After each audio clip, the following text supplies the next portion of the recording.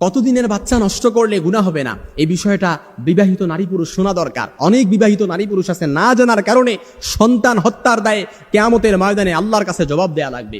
কারণ আপনি সন্তান নিতে চাচ্ছেন না, কিন্তু দেখা গেছে আপনার অনিচ্ছাকৃত বশত পেটে বাচ্চা কনসেপ্ট হয়ে গেছে। এখন আপনি কি করবেন? আপনি যদি ভ্রূণ হত্যা করেন তাহলে তো আল্লাহর আসামির কাঠগড়ায় আপনাকে ভ্রূণ হত্যার দায়ে, গুপ্ত হত্যার দায়ে, রাসূল যেটাকে গুপ্ত হত্যা বলেছেন, এর দায়ে আপনাকে আল্লাহর আসামির কাঠগড়ায় জবাব দেয়া লাগবে। এখন আপনি কি করবেন? ইসলামের বিষয়ে কি কনসেপ্ট দেয়, আপনি ভ্রূণ হত্যা করতে পারবেন কিনা, কিংবা কতদিন বয়সে আপনি ভ্রূণ হত্যা করলে আপনার কোনো গুনাহ হবে না, আপনাকে এই বিষয়টা ক্লিয়ারলি বুঝতে হবে। কারণ রাসূল সাল্লাল্লাহু আলাইহি সাল্লামের হাদিস, রাসূল সাল্লাল্লাহু আলাইহি সাল্লাম এই ভ্রূণ হত্যাকে গুপ্ত হত্যা বলেছেন। কারণ আমরা যেটাকে ভ্রূণ হত্যা বলি, অর্থাৎ পেটের মধ্যে যেই সন্তানকে জীবন্ত, অনেক স্বামী স্ত্রী আছে, অর্থাৎ এই সন্তান পৃথিবীতে আসলে কি খাবে, কিভাবে চলবে, চলাফেরা করবে, নিজেরাই তো খাইতে পারি না, এইভাবে অর্থাৎ এই চিন্তায় এই সন্তানকে দুনিয়ার মুখ দেখতে দেয় না। ঔষধ খেয়ে কিংবা আধুনিক যন্ত্রপাতি দ্বারা এই সন্তানকে পেটের মধ্যে কি করে, জীবন্ত এই ভ্রূণটাকে নষ্ট করে ফেলে, এই ভ্রূণটাকে নষ্ট করে ফেলে। রাসূল যেটাকে গুপ্ত হত্যা বলেছে। আর জাহিলি যুগে জীবন্ত কন্যাকে বাবা কি করতো? গোবর দিত। ওইটাকে দুটোটাকে একই সমান বলেছেন।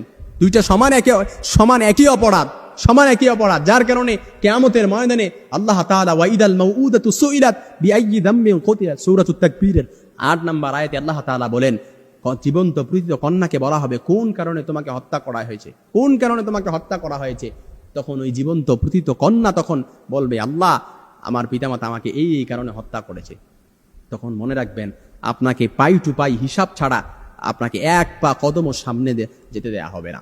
এজন্য ইসলামী বিষয়ে কি বলে, কতদিনের বোন, আপনি যদি জীবন নাশের হুমকি থাকে, কিংবা আপনার যদি কোনো কারণে আপনি এই সন্তান নিতে চাচ্ছেন না, আপনার কোনো শরিয়ার কোনো কারণ থাকে, ইসলাম কোনো কারণ, জায়েজ কোনো কারণ থাকে, তাহলে আপনি কোন কারণে আপনি এই ভ্রূণকে হত্যা করতে পারবেন এ বিষয়ে, অর্থাৎ ভ্রূণ তো তখন নষ্ট করতে পারবেন, কোন কারণে, কোনো জায়েজ কোনো কারণে করতে পারবেন কিনা, ইসলামের বিষয়ে কি বলে এ বিষয়ে যদি আমরা দেখি, সৌদি আরবের স্থায়ী কমিটির ফতুয়া বোর্ড এবং সমস্ত উলামায়ে কেরাম ঐক্যমত পোষণ করেছেন যে আপনার যদি মায়ের কোনো জীবননাশের হুমকি থাকে, তাহলে আপনি, অর্থাৎ আপনার জীবননাশের হুমকি থাকলে আপনি সন্তান নিতে, অর্থাৎ এই সন্তান বিরতিকরণ পদ্ধতি আপনি অবলম্বন করতে পারবেন। কিংবা কোনো কারণে যদি আপনার পেটে বাচ্চা কনসেপ্ট হয়ে যায়, তাহলে 120 দিনের আগে আপনি এই ভ্রূণকে হত্যা করতে পারবেন। 120 দিনের আগে, 120 দিন পার হয়ে গেলে তখন এর মধ্যে রূহ ফুঁকে দেয়া হয়, শ্বাস প্রশ্বাসের যে একটা বিট তখন চালু হয়ে যায়, তখন চাইলেই আপনি এটা কি করতে পারবেন না, নষ্ট করতে পারবেন না। তাহলে আপনাকে শিশু হত্যার দায়ে, গুপ্ত হত্যার দায়ে আল্লাহর কাছে তখন জবাব দেয়া লাগবে। আর সন্তান খাবে কি, সন্তান পড়বে কি, এর দায় আপনাকে নিতে হবে না, এর টেনশন আপনাকে নিতে হবে না। ইন্নাল্লাহু ওয়ার রাজ্জাকু দুল কুওয়াতিল মাতিন, আল্লাহ তাআলা সমস্ত রিজিকের দার, সব কিছুর টেনশন আল্লাহ তাআলার কাছে। ওয়ামা মিন দাব্বাতিন ফিল আরদি ইল্লা আলাল্লাহি রিজকুহা, সমস্ত রিজিকের ফয়সালা, কে কি খাবে, কে কিভাবে চলবে না চলবে, সমস্ত কিছু তো আল্লাহ তাআলার কাছে। ইয়ারযুকু কামা ইয়ারযুকুত তাইর তাগদু খিমাসা ওয়া তারুহু বিতানা, পাখিকে যেমনি ভাবে পালে ঠিক তদ্রুপ আল্লাহ তাআলা এইভাবে পালবে। যদি আল্লাহ তাআলার উপর ইস্তেকামত থাকা হয়, আল্লাহ